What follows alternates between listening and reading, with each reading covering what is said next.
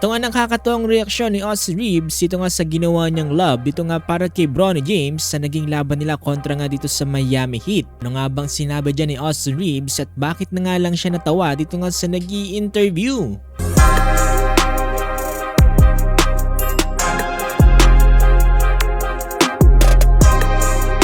Bago yan, eto malapit na magpasko pero wala ka pa rin pang regalo, bakit hindi mo subukan etong sando na to? 61 to 77 pesos lang sa Shopee, kaya ano pang hinihintay mo, i-click mo lang yung link sa comment section.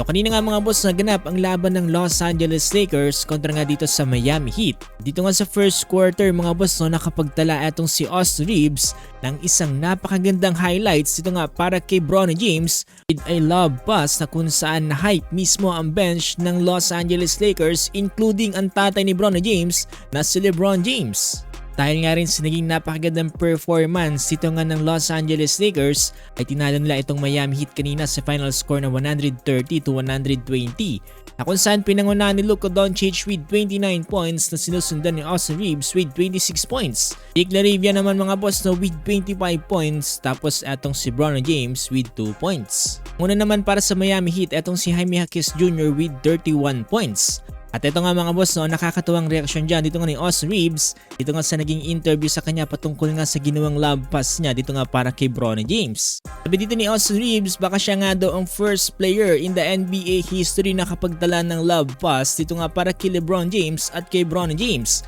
Kumbaga magtatay sa loob ng NBA. Probably nga daw mga boss on the same team. Malinat panoorin natin to mga boss, nakakatuwang reaksyon dyan dito nga ni Austin Reeves. Pretty special play for him with the lob. I've got to be the first person in NBA history to throw a father a lob and a son a lob. I don't know. Sky, got to be right. They're the only two.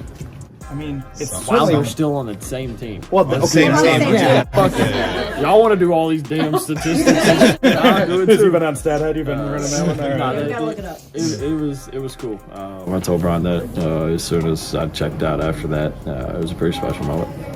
I think you spend a lot of time as a leader in this room talking to players. What did you think of Bronny tonight, getting an opportunity to play really meaningful minutes in a close game, and how do you think he handled it? Yeah, I thought he was good. I thought he played really good minutes. Was good defensively. Did the right things offensively, and the more he continues to get those minutes, the better he'll be. And we needed the minutes that he gave us tonight, and looking forward to him continuing to do that. So far, solid na solid ang pinapakita ng Lakers kahit hindi pa naglalaro ng isang beses etong si LeBron James. Kung gusto niyo pa ng more basketball updates kagaya nito mga boss, ay huwag niyong kakalimutang i-follow itong ating page.